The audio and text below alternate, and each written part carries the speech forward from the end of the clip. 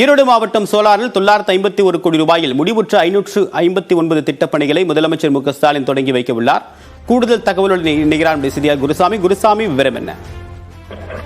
தேவா, 2 நாள் பயணமாக ஈரோடு மாவட்டத்திற்கு வந்திருக்கக்கூடிய தமிழக முதல்வர் மு க ஸ்டாலின் நேற்றைய தினம் கட்சி நிகழ்ச்சிகள் மற்றும் கட்சி நிர்வாகியின் திருமண நிகழ்ச்சி உள்ளிட்டவற்றில் பங்கேற்றிருந்தார். மேலும் விசைத்தறி கூடங்களுக்கு நேரடியாக சென்றதுடன் அங்கு இருக்கக்கூடிய பொதுமக்களையும் நேரடியாக சந்தித்து கலந்துரையாடியிருந்தார். இந்நிலையில் 2வது நாளாக இன்று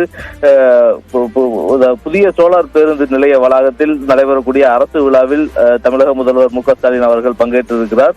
மொத்தம் 951 கோடி ரூபாய் மதிப்பீட்டில் முடிவுற்றிருக்கக்கூடிய பணிகளை துவக்கி வைத்து இந்த நிகழ்வு முதல்வர் பேச இருக்கிறார். குறிப்பாக 133 கோடி ரூபாய் மதிப்பீட்டில் புதிய 222 புதிய திட்டப்பணிகளுக்கு அடிக்கல் நாட்டுகின்றார்.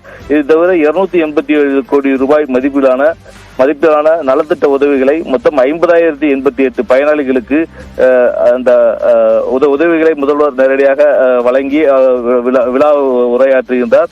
இதனைத் தொடர்ந்து இந்த விழாவானது ஒரு மணி நேரம் நடக்கும் வகையில் திட்டமிடப்பட்டிருக்கிறது. இந்த விழா முடிந்த பின்னர் சாலை மார்க்கமாக கோவை வரக்கூடிய முதல்வர் மு க ஸ்டாலின் கடந்த மாதம் வயோதிகம் காரணமாக உயிரிழந்திருந்த முன்னாள் நாடாளுமன்ற உறுப்பினர் இரா மோகனின் இல்லத்திற்கு நேரடியாக சென்று துக்கம் விசாரிக்கிறார். அதன் பின்னர் கோவையிலிருந்து சென்னை கிளம்புவதற்காக திட்டமிடப்பட்டிருக்கிறது. தேவா, தகவலுக்கு நன்றி குருசாமி.